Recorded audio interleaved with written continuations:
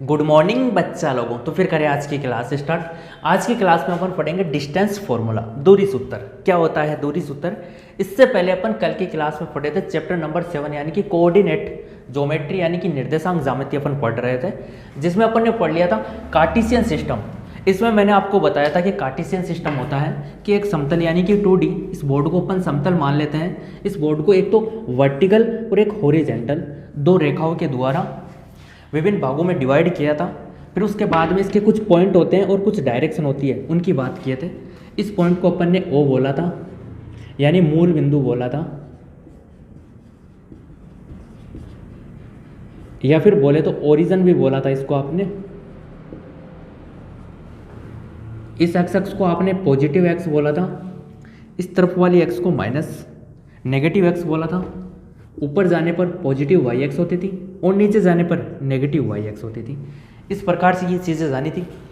उसके बाद में अपन ने देखा था कोऑर्डिनेट यानी कि एक्स वाई के जो भी कोई कोऑर्डिनेट आते थे वो प्लस या माइनस कौन से क्या है, वो कौन से क्वाड्रेंट में आते हैं। ये चीज़ अपन ने क्वाड्रेंट में देखी थी कि 4 क्वाड्रेंट होता है। ये फर्स्ट क्वाड्रेंट, ये सेकंड क्वाड्रेंट, थर्ड क्वाड्रेंट और इसको अपन ने 4 क्वाड्रेंट बोला था यानी कि 4 चतुर्थांश होते हैं। इनमें एक्स को पॉजिटिव बताया था, वाई को भी पॉजिटिव बताया था। अब देखो यहाँ पे एक्स नेगेटिव वाई पॉजिटिव, तो यानी कि एक्स नेगेटिव पॉजिटिव, दोनों ही नेगेटिव तो नेगेटिव नेगेटिव बोला था इसको।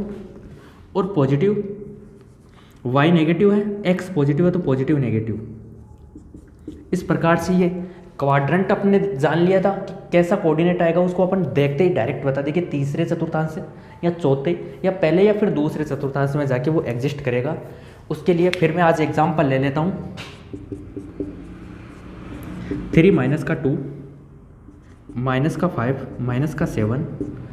अब अपने को कोई पूछ ले क्वेश्चन में कि 3 माइनस का 2 ये कोऑर्डिनेट है, ये कोऑर्डिनेट कौन से क्वाड्रेंट में एग्जिस्ट करेगा या स्थित होगा, तो उसके लिए देखो अपन देखेंगे x का मान पॉजिटिव है ये रहा और y का मान नेगेटिव है ये रहा।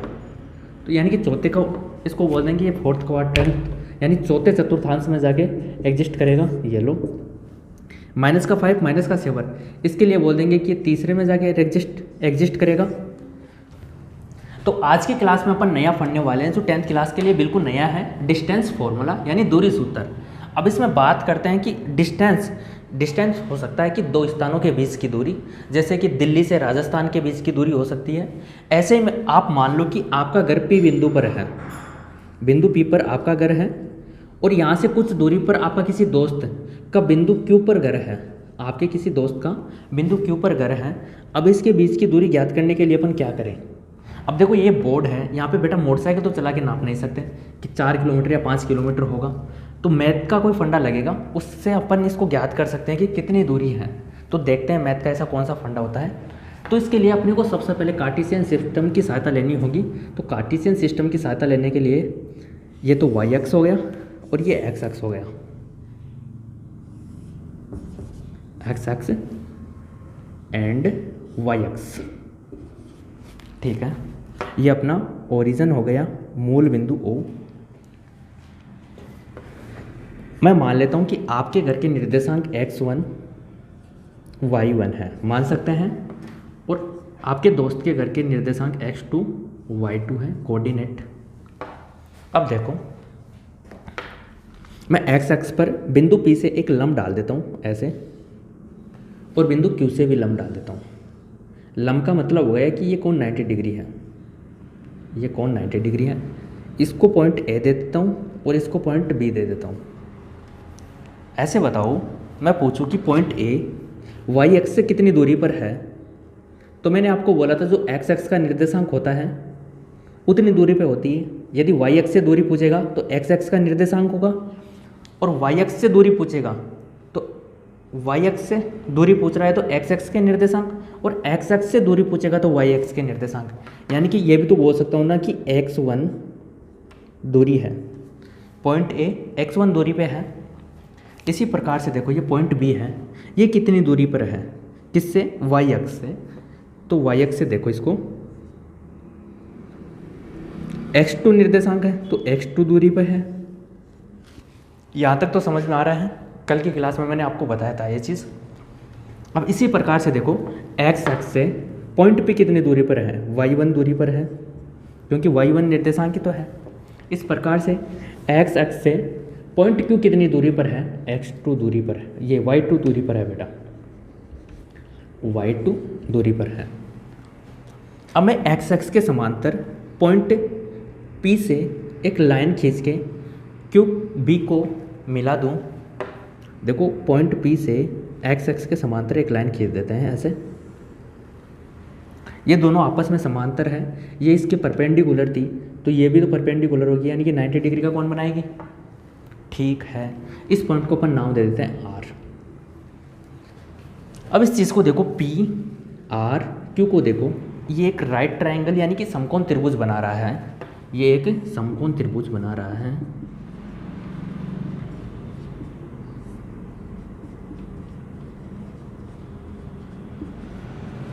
और समकोण त्रिभुज की यदि दो भुजाएं पता होती है तो तीसरी भुजा अपन पाइथागोरस प्रमेय से ज्ञात कर सकते हैं, ये आप जानते हो।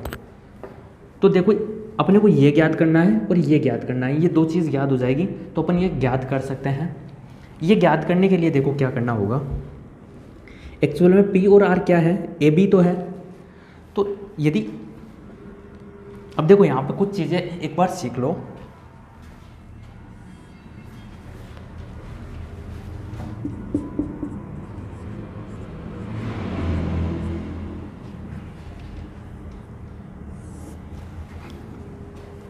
आपको ये पता है कि ओ ए इक्वल टू x1 है। देखो ओ ए इसका डिस्टेंस जो x1 है, x1 इस प्रकार से आप देखो O से लेके B इसका डिस्टेंस आपने x2 मान रखा है, O B equal to x2। अपने को ज्ञात क्या करना है, ए बी ज्ञात कर लो या फिर पी आर ज्ञात कर लो। आपको पता है ए बी इक्वल टू तो पी आर है, तो ए बी ज्ञात करने के लिए अपन क्या कर सकते हैं, A B equal to O B minus का ओ ए। देखो यहाँ से ये इतना बड़ा ओ ए था, ए बी ज्ञात करना है तो ओ बी में से मैं ओ ए घटा दूंगा तो ए बी तो बचेगा। ये बात कर ली तो देखो इसको आगे सोल्व करेंगे तो क्या हो जाएगा, ओ बी का मान कितना है x2 माइनस का ये x1 बेटा, ये x1 जो कि A B equal to, A B किसके इक्वल है, पी आर के है। देखो पी आर यहाँ पे बेटा ये आर है, पी आर के इक्वल है पी आर। तो यहाँ से अपन क्या लिख सकते हैं, A B equal to P R equal to x2 minus का x1। यहाँ तक समझ में आया, यानी कि अपन ने P और R का मान ज्ञात कर लिया, x2 माइनस का x1। ठीक है, अब अपने को ज्ञात क्या करना है, Q R ज्ञात करना है। फिर अपने पास एक आधार और एक लंब ज्ञात हो जाएगा और कर्ण का मान अपन पाइथागोरस प्रमेय से ज्ञात कर सकते हैं। समझ में आ रहा है। देखो ये ज्ञात करने के लिए क्या करेंगे, x एक्स से दूरी बिंदु P तक यानी कि y1 है और ये रेखा इसके समांतर है, तो y1 distance equal to R और B का तो डिस्टेंस y1 ही होगा। तो देखो यहाँ पे अपन बोल सकते हैं B R equal to y1 या फिर ए पी इक्वल टू या B R equal to y1।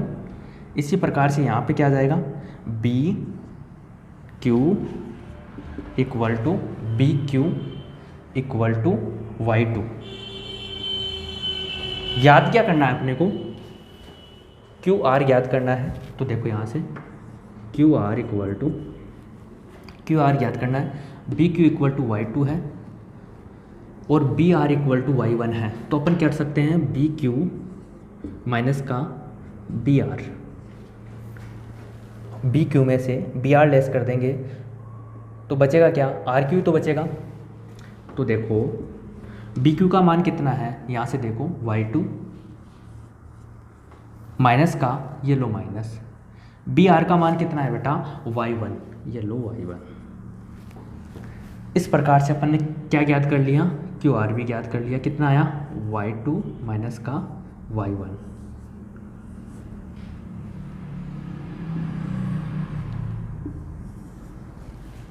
ये भी आ गया अपने पास। ये देखो ये मान इधर लिख लेता हूँ मैं। ये मान कितना है अपने पास, y2 माइनस का y1। अब समकोण त्रिभुज है, 90 डिग्री के सामने हमेशा कर्ण होता है। आपने पढ़ा था, मैंने बताया खुद ने कि 90 डिग्री इक्वल टू के, और जो भी कोई थीटा होता है तो इसमें थीटा कोई है नहीं, थीटा के सामने हमेशा क्या होता है, लंब। थीटा यहाँ पे दोनों ही ने ले रखे, तो एक को लंब मान लेते हैं, एक को आधार मान लेते हैं। कर्ण तो ये है, फिक्स है, ये कर्ण है। कर्ण ज्ञात करना है अपने को, यानी कि पी क्यू ज्ञात करना है।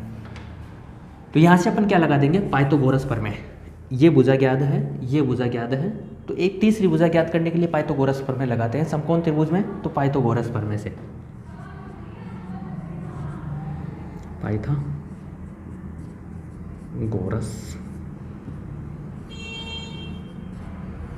प्रमेय से समकोण त्रिभुज पी क्यू आर में पाइथागोरस प्रमेय से। तो देखो पाइथागोरस प्रमेय से अपन क्या कर सकते हैं, पाइथागोरस प्रमेय से, पाइथागोरस प्रमेय क्या होती है, के का स्क्वायर इक्वल टू एल का स्क्वायर प्लस का ए का स्क्वायर। ये तो आप जानते होंगे। यहाँ पे के क्या है, पी क्यू का स्क्वायर है बेटा, पी क्यू का स्क्वायर इक्वल टू, अब देखो एल क्या है यहाँ पे, क्यू आर है बेटा। एल की बजाय पहले ए को लिख लो यहाँ पे, ए का स्क्वायर, एक क्रम सही रहेगा, वो तो कुछ ही नहीं है। ये आ जाएगा क्या, पी आर का स्क्वायर प्लस का क्यू आर का स्क्वायर।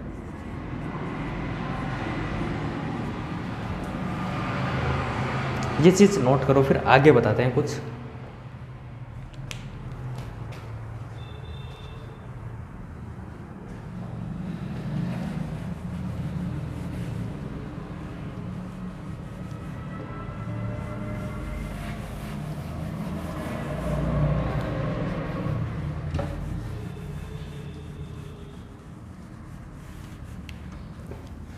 देखो अपने पास ये आ चुका, तो अपन यहाँ से लिख सकते हैं कि पी क्यू का स्क्वायर है, स्क्वायर उस तरफ जाएगा तो पावर 1/2 आ जाएगी, यानी कि रूट लग जाएगा इनके सबके ऊपर।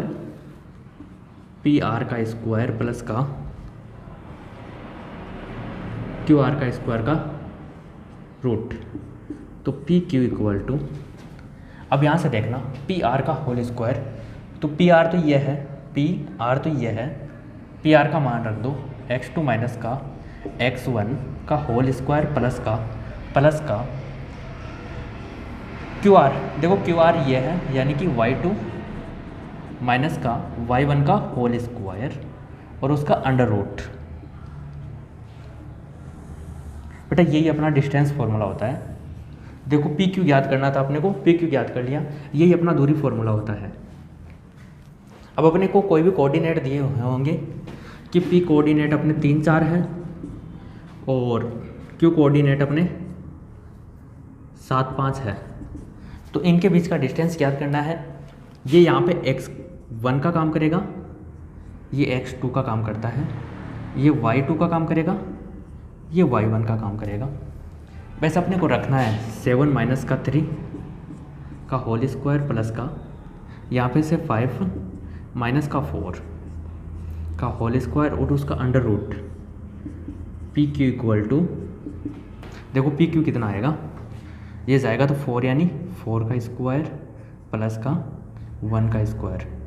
इसका मतलब होता है कि 4 को 4 से एक बार गुना कर दो, यहाँ पे 2 होता तो 2, 3 होता तो 3 और लिखते हैं, और इसका मतलब होता है 1 गुणा 1। ये वही पी क्यू के इक्वल टू है। ये हो गया 16 आपस में, 16 प्लस का 1, पी क्यू इक्वल टू √17 आ गया। इस प्रकार से अपन डिस्टेंस ज्ञात कर सकते हैं पी क्यू बिंदु का, ये फॉर्मूला लगता है। बस आपको ये याद रखना है। ये तो आपको बेसिक बताया गया था कि किस प्रकार से इस फॉर्मूले को अपन निकाल सकते हैं, डेवलप कैसे कर सकते हैं, ये चीज़ बताई गई थी। अब इससे रिलेटेड कुछ क्वेश्चन देख लेते हैं, ठीक है, ये नोट करो। अब देखो जो आपकी एग्जाम में बार बार पूछे जाने वाले क्वेश्चन है ना, उनमें से क्वेश्चन ले रहा हूँ मैं। तो देखो आपके क्वेश्चन ऐसे बन सकता है कि बिंदु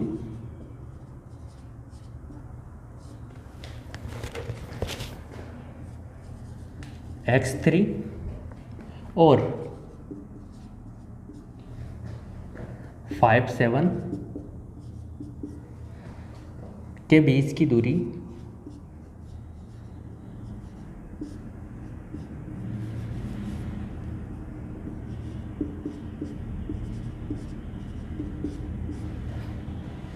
पाँच हो तो x का मान याद करना है अपने को।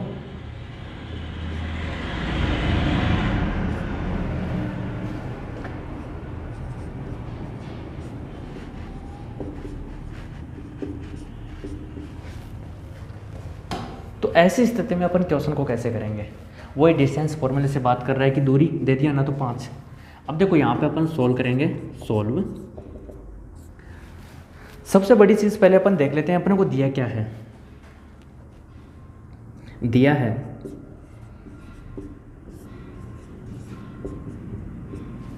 सबसे पहले अपने को बिंदु दे रखा है, माना बिंदु A x3 और B 5, 7 है, जहां बिंदु या फिर पॉइंट ए बी के बीच की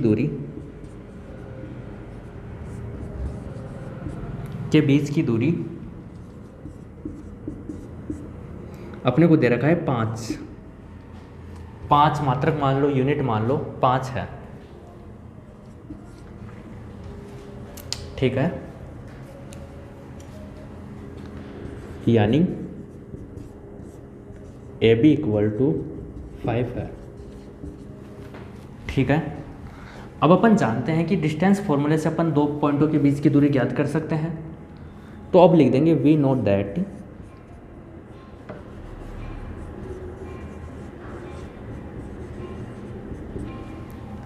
नो दैट हम जानते हैं कि डिस्टेंस फॉर्मूले से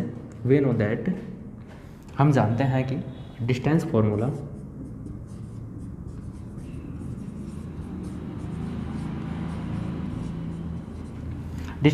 क्या होता है बेटा, ए बी इक्वल टू, वहाँ पे पी क्यू था, यहाँ पे ए बी लेके चल रहे हैं पॉइंट, तो ए बी लिख देंगे A B equal to x2 minus का x1 का होल स्क्वायर प्लस का y2 माइनस का y1 का होल स्क्वायर, ये होता है।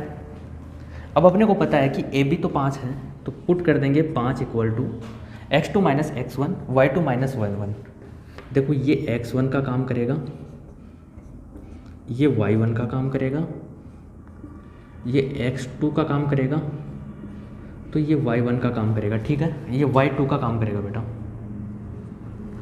पुट करो x2 5 माइनस का x, 5 माइनस का x प्लस का 7 माइनस का 3 और उसका होल स्क्वायर। इधर सोल्व कर लेते हैं। अब देखो यहाँ पे क्या होगा, इस तरफ रूट है, उस तरफ कुछ ही नहीं है, तो इस रूट को हटाने के लिए दोनों तरफ अपन स्क्वायर कर देते हैं। आता है प्राप्त समीकरण का दोनों तरफ स्क्वायर करने पर, दोनों तरफ वर्ग या स्क्वायर करने पर, दोनों तरफ स्क्वायर करने पर अपने को क्या मिलेगा। देखो 5 का स्क्वायर 25 होता है और इसका स्क्वायर करेंगे तो देखो यह एक्चुअल में क्या होता है, ये ऐसे है कि x ऐसे ही तो है, x का मान ये होगा। अब इसको अपन ये भी लिख सकते हैं इक्वल टू x की पावर 1/2। अब मैं इसका स्क्वायर करूँगा तो ऐसे तो होगा, स्क्वायर करूँगा तो देखो अब इसको अच्छे से देखना, 1/2 गुणा यानी 2, तो देखो 2 से 2 कट जाएगा, बचेगा क्या x, तो अपने पास x आ जाएगा इधर, यानी कि 5 माइनस का x स्क्वायर प्लस का, जब 7 में से 3 जाता है तो 4 बचता है, 4 का स्क्वायर, ये चीज़ बच जाएगी अपने पास। आगे देखो 25 इक्वल टू, इसका स्क्वायर खोल लेते हैं। इसका स्क्वायर कैसे खोलेंगे आपको पता होना चाहिए, चूँकि a माइनस बी का होल स्क्वायर क्या होता है बेटा, a का स्क्वायर प्लस का, ये होता है a माइनस बी का whole square, a square plus B square minus का 2ab। तो इसी से अपन इसको ओपन कर लेते हैं और ये इक्वल आया, ये तो वैसे ही हो जाएगा। तो देखो ये 25 का 25 ऐसे कैसे रहेगा, इसको करेंगे। देखो a का स्क्वायर, a यहाँ पे 5 है तो 5 का स्क्वायर 25 होता है बेटा, फिर प्लस लगाना है आपको, प्लस लगा दिया। x का स्क्वायर, यहाँ पे b का काम x कर रहा है तो x का स्क्वायर, फिर प्लस, प्लस नहीं बेटा ये माइनस आएगा, माइनस 2ab, 2 तो लिख दिया, ये a का, a क्या है यहाँ पे 5 और गुणा b कितना है यहाँ पे x है, तो 2 गुणा 5 गुणा x प्लस का, ये बेटा 16 बन गया। ठीक है, अब देखो यहाँ से आगे,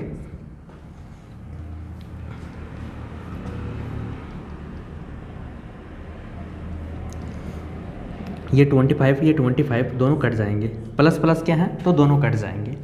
अब उसके बाद में अपने पास बचा यहाँ पे, ये तो 0 हो गया तो इसको पहले लिख लेते हैं, इस 0 को बाद में लिख देंगे, यानी कि x स्क्वायर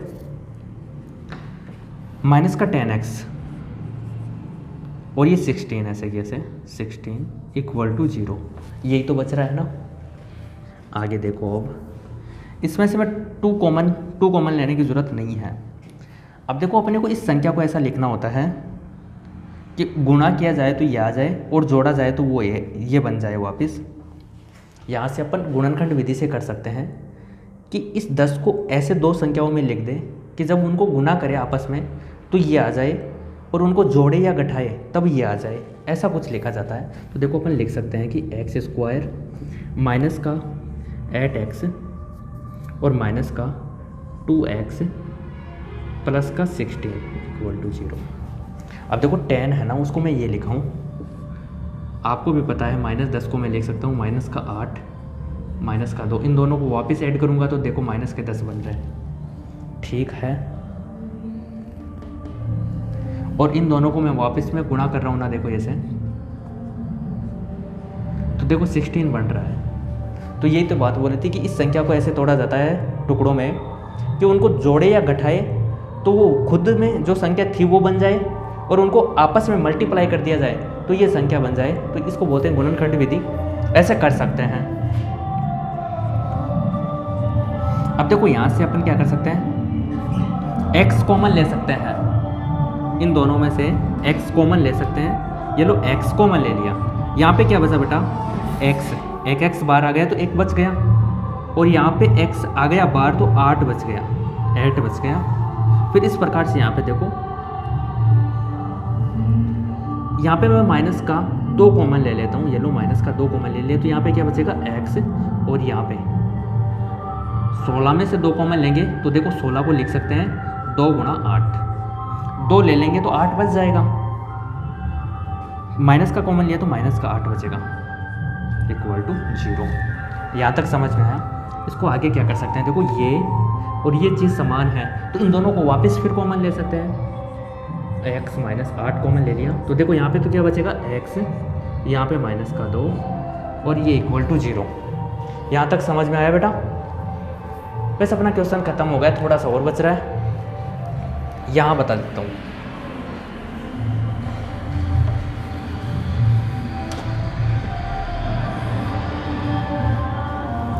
अब देखो ऐसा कुछ आ जाता है, यानी कि ये पार्ट भी 0 के इक्वल है और ये पार्ट भी 0 के इक्वल है, तो अपन यहाँ से लिख देंगे x माइनस का 8 इक्वल टू 0 और x माइनस का 2 इक्वल टू 0। यहाँ से देखो x की वैल्यू कितनी आ जाएगी, 8 उस तरफ जाएगा तो प्लस का 8 और दूसरा क्या हो जाएगा x इक्वल टू 2। तो इस प्रकार से x का मान 8 भी हो सकता है और 2 भी हो सकता है, दोनों ही मान सही हैं। अब आप सोच रहे होंगे कि सिर्फ 2 मान कैसे हो सकते हैं, तो बेटा मैं मान लूँ कि B पॉइंट यहाँ पे है, B पॉइंट यहाँ पे है, जितनी दूरी पर ये ए पॉइंट इधर हो सकता है उतनी दूरी पर उधर भी तो जा सकता है ना। जब ये डिस्टेंस बराबर हो सकता है तो इस पॉइंट से इधर जाने पर भी तो डिस्टेंस बराबर आ सकता है ना।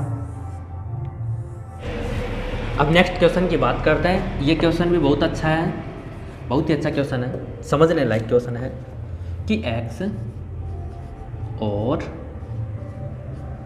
y में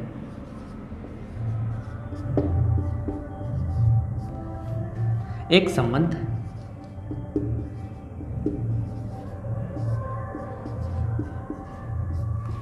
ज्ञात कीजिए। संबंध ज्ञात कीजिए ताकि बिंदु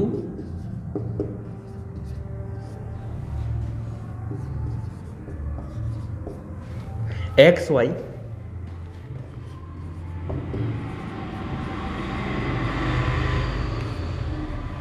बिंदुओं 7, 1 और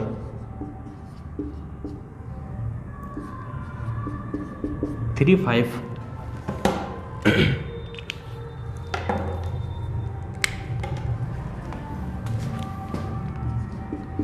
से समदूरस्थ हो। देखो ये क्वेश्चन कुछ इस प्रकार से बोलना चाहता है कि x और y के बीच में अपने को कोई संबंध ज्ञात करके बताना है ताकि बिंदु x y बिंदुओं 7, 1 और 3, 7 से समदूरस्थ यानी समान दूरी पर स्थित हो।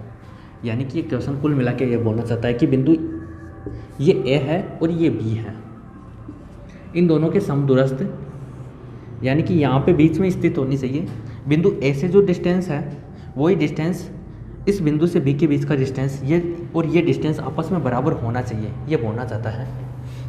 तो ऐसे क्वेश्चन के लिए देखो अपन क्या करेंगे, सोल्व कर लेते हैं।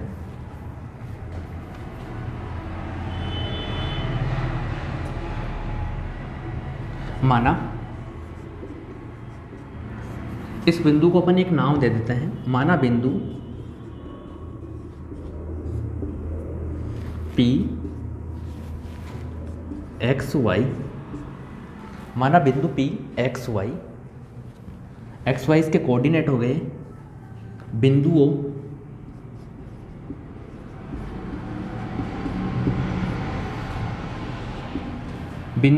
ए तो कितनी है अपने पास 7, 1 और बिंदु और B बिंदुओं A 7, 1 और B 3, 7 को समदूरस्थ करती है।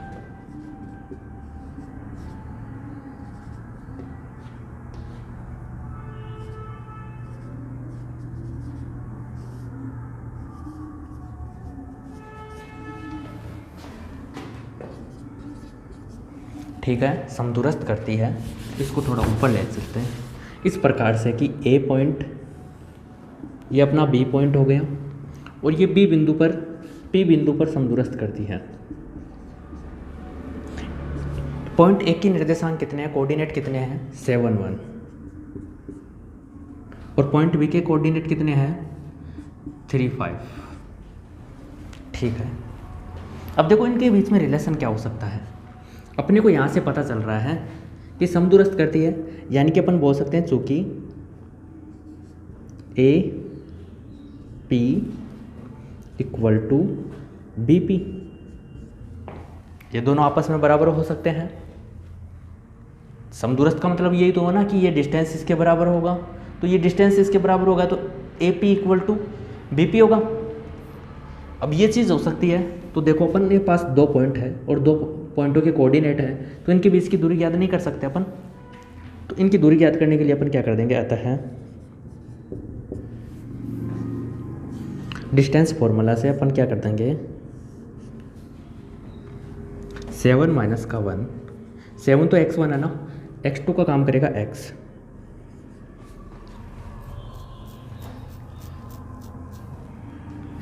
x माइनस का 7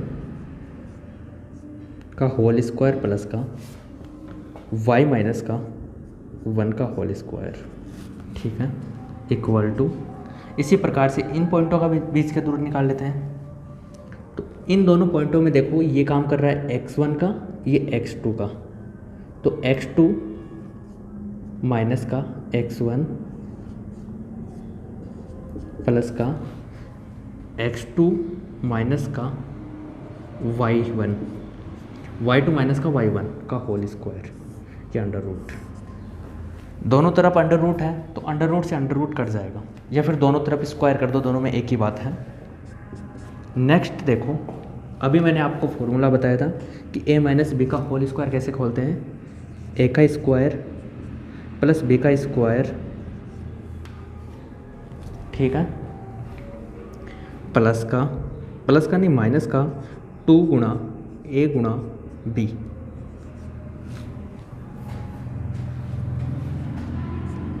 प्लस का y का स्क्वायर प्लस का 1 माइनस का 2y आ जाएगा, 1 का 1 हो जाएगा, ये हो जाएगा इक्वल, इसको ओपन करते हैं, x का स्क्वायर प्लस का 9, स्क्वायर तो आता है ना आपको, x से लेकर 30 तक स्क्वायर याद करो, आना चाहिए, 9 माइनस का 2 गुणा 3 गुणा x, ये आ जाएगा प्लस y का स्क्वायर प्लस का 25 माइनस का 2 मल्टीप्लाई 5 मल्टीप्लाई x, ये फॉर्मूला, ये मतलब कि इस फंडे को अपन ने खोल लिया, ये सिस्टम था।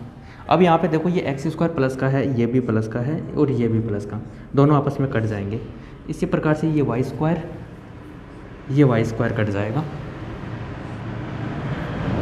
ये 49 हो रहा है, ये 25 हो रहा है, ये 9 हो रहा है, ये 1 हो रहा है, यानी कि ये 50 हो रहा है और इधर 25 हो रहा है, तो इधर 25 बच जाएगा बेटा, डबल है ना, उधर 25 था तो इधर 25 बच गया, फिर ये 9 प्लस का है तो इधर 16 बच जाएगा, 16 बच जाएगा, ऐसे काटना आना चाहिए, कोई दिक्कत नहीं है।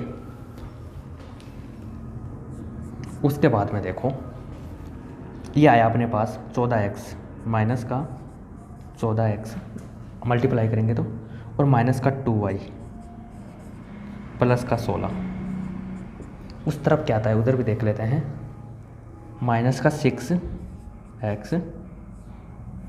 माइनस का 6x माइनस का 10x y कहाँ पे गया, ये तो y आएगा ना, ये y है 10y। अब देखो ये भी माइनस का, ये भी माइनस का, वो तो आगे देख लेते हैं, कोई दिक्कत नहीं है। देखो क्या आएगा, x को इस तरफ ले आते हैं, ज़्यादा है ना तो इसको इस तरफ ले आते हैं, x को इस तरफ लाएंगे तो ये माइनस का 6, ये प्लस का 14, जब माइनस का 6 14 में से जाएगा तो 8x बच जाएगा। उसके बाद में इसको इस तरफ ले आते हैं, ये 10y तो ये माइनस का 8y इधर आके प्लस का हो जाएगा, और इसको भी इस तरफ, इसको उस तरफ रख लेते हैं, ये 16, ठीक है। दोनों से 8 कॉमन लेंगे तो ये क्या हो जाएगा 16 अपॉन का, अपॉन में डाल देते हैं 8 को, ये आ गया बेटा 2, x माइनस 1 इक्वल टू 2। अपने को ये बोल रहा था x और y में एक संबंध ज्ञात कीजिए, संबंध ज्ञात कर दिया।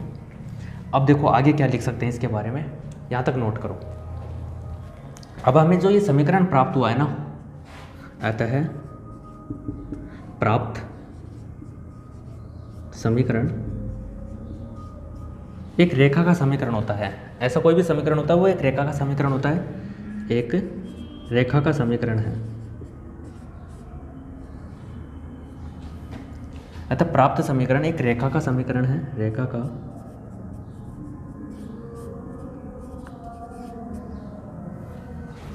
का समीकरण है। नोट कर लो एक बार, इसका आलेख बना के बता देता हूँ मैं आपको, आलेख कैसे बनता है।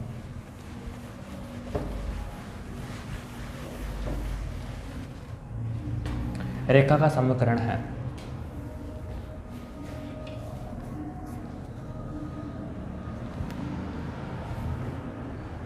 रेखा का समीकरण है, इसलिए ये बिंदु ए बी को, इसलिए ये रेखाखंड ए बी को, इसलिए ये रेखाखंड ए बी को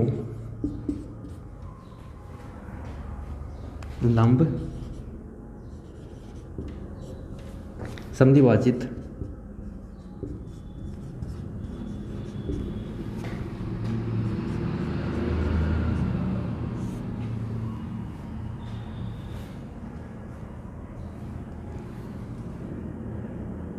करेगा, लंब समद्विभाजित करेगा। लंब समद्विभाजित का मतलब होता है, देखो ये आलेख बना के बताते हैं। अतः रेखाखंड ए बी, अतः रेखा x minus Y equal to 2 का आलेख। आलेख का मतलब होता है ग्राफ बनाना। तो देखो इसकी ग्राफ कैसे बनेगी, ये अपन y अक्ष ले लेते हैं, ये x अक्ष ले लेते हैं, ठीक है बेटा। अब अपने को पॉइंट चाहिए 7 और 5, तो देखो 1 पॉइंट 2 3 4 5 6 7, 1 2 3 4 5 6 7। इसी प्रकार से y को भी काट लेते हैं, 1 4 5 6 7। सारे के सारे कोऑर्डिनेट पॉजिटिव है, तो मैं पॉजिटिव साइड के ऊपर काम कर रहा हूँ। नेगेटिव तो नेगेटिव साइड के ऊपर काम करते हैं। ये पॉइंट ओ ओरिजेंटल, जिसके कोऑर्डिनेट कितने होते हैं 0 0 1 2 3 4 5 6 और 7। सबसे पहले ए को अपन थोड़ा सा डिनोट कर लेते हैं। ए क्या होता है, ए को डिनोट करेंगे 7, यानी कि ये रहा। और बी कितना है, वाई कितना है 1 7 1, यानी कि ये पॉइंट है। ए पॉइंट तो अपने को पता चल गया। बी की बात करेंगे 3 और 5, तो x का मान 3 ये रहा, y का मान 5 ये रहा, यानी कि यहाँ पे होगा। बी पॉइंट ये रहा, यानी कि रेखाखंड ए बी ये है अपना।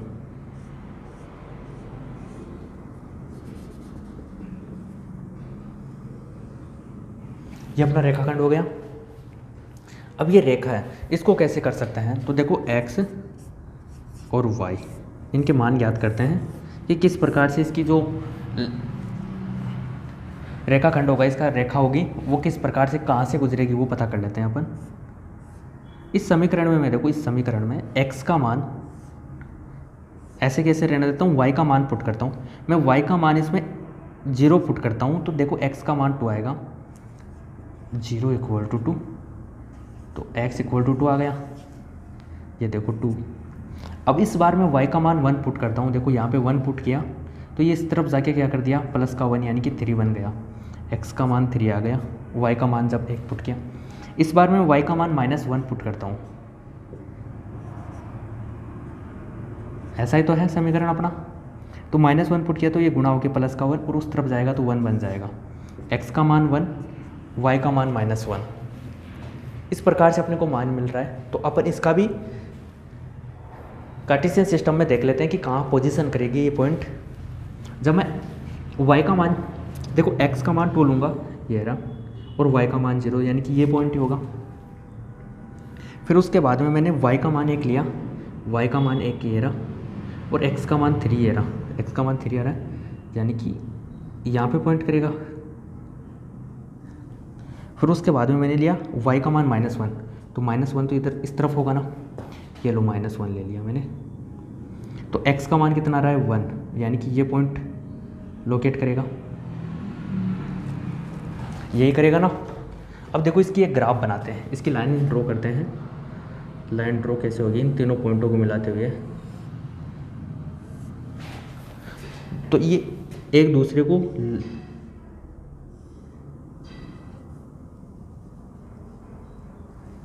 लंबवत विभाजित, वो लंब समद्विभाजित कर रही है, यानी कि 90 डिग्री का कोण बना के लंब द्विभाजित कर रही है। इस रेखा के साथ 90 डिग्री का कोण बनाकर प्रतिच्छेद हो रही है। ये रेखा का समीकरण, और ये रेखा है x - y = 2। यह आलेख बना के आना होता है आपको। आ जाता है तो आपके एग्ज़ाम में नोट कर लो।